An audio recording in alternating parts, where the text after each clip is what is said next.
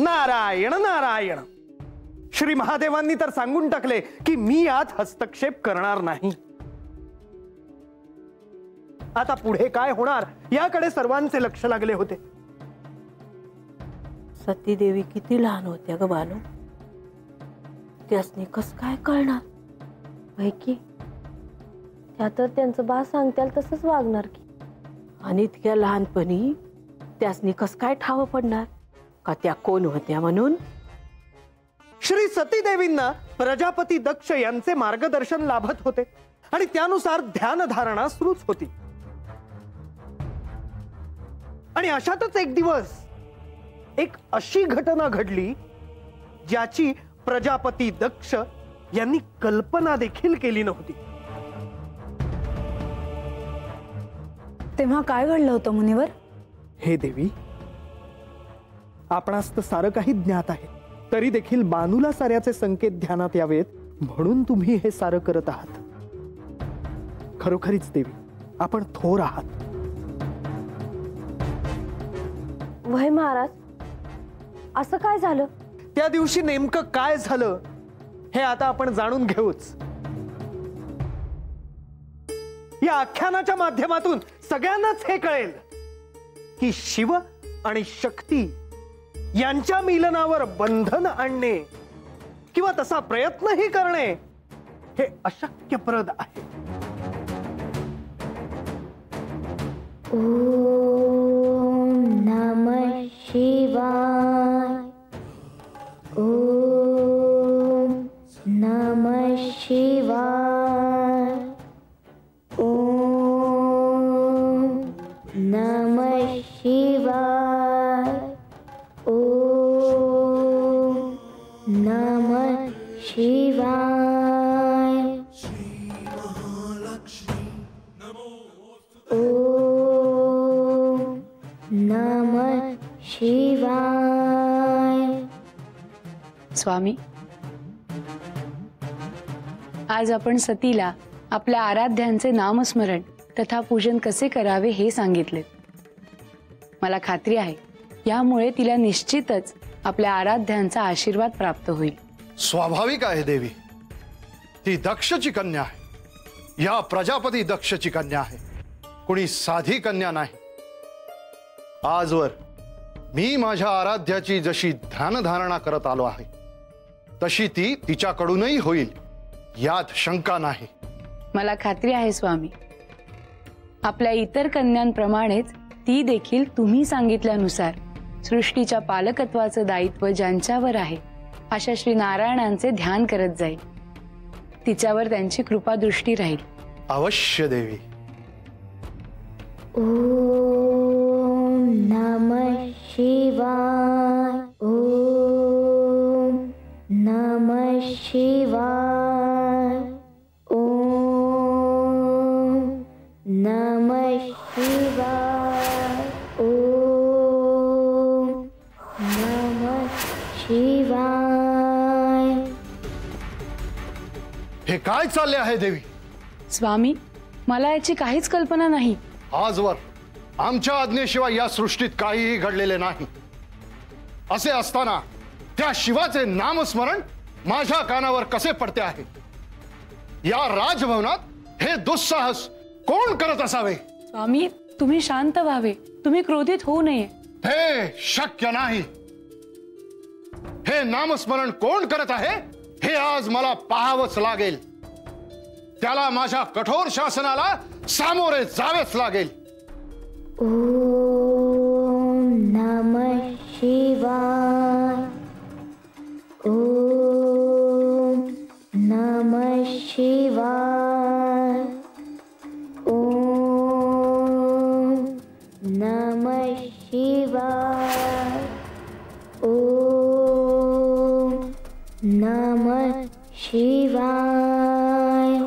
प्रजापती दक्ष यांनी सती देवींना श्री विष्णूंचे ध्यान करायला सांगितले, कारण श्री विष्णू हे त्यांचे आराध्य होते। परंतु श्री सती देवी यांचे जन्मजन्मांतरीचे ऋणानुबंध हे श्री महादेवांशी जोडलेले होते। मग श्री हरीचे नाव त्यांच्या मुखात, त्यांच्या हृदयात कसे येणार? आपण कोणाचे पूजन करावे? कोण आपले कुलदैवत असावे? आपली कुलस्वामिनी कोण असावी? आपले गुरु कोणी व्हावे? आपले सद्गुरु कोण असावे? हे असेच ठरत नाही. त्यामागे पूर्वजन्मांची शृंखला असते. अनेक ऋणानुबंध असतात, तेव्हा हे सगळे ठरते. कुठलीही घटना ही विनाकारण घडत नाही आणि आध्यात्मिक तर नाहीच नाही. सगळे संचित याला कारणीभूत ठरते. श्री सतीदेवी याला अपवाद कशा ठरणार होत्या? साक्षात भगवतीने सांगूनही प्रजापती दक्ष हे स्वीकारायला तयार नव्हता की श्री सतीदेवी यांनी कुणाची भक्ती करायची. भगवतीचे स्वरूप समजण्याच्या मार्गात अहम मध्ये येत होता. ओम नमः शिवाय. ओम नमः शिवाय. सती,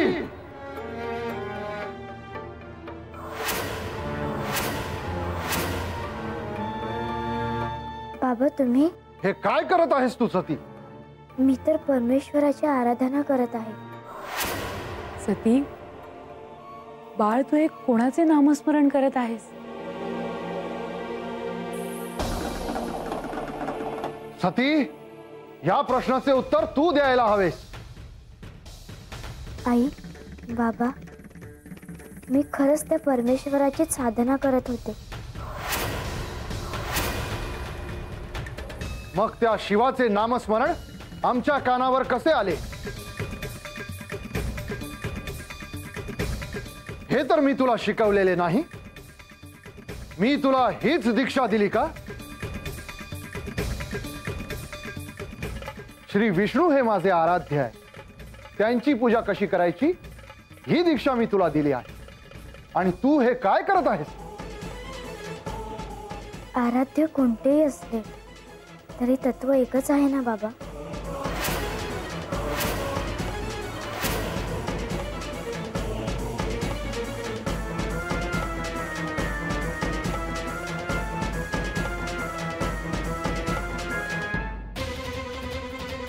सांसिद्धिकी स्वाभाविकी सहजा अकृताचया प्रकृती सेती विज्ञेया स्वभावम न जहातिया.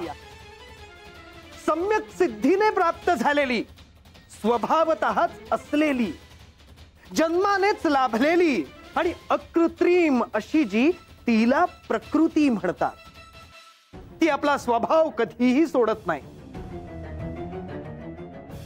प्रकृती अर्थात आदिशक्ती आणि आदिपुरुषाचे मिलन होणार होते आणि ते सहज होते. परंतु त्यातही प्रजापती दक्ष हे घडू नये म्हणून आपल्या सर्व शक्तीनिशी अडून होता. शिव आणि शक्ती हे वेगळे कसे होणार? ते एकच होते आणि एकच राहणार. परंतु हा सर्व संघर्ष एकीकडे आणि खोल ध्यानात उतरलेले श्री महादेव एकीकडे. त्यांना सतीची चिंता नव्हती.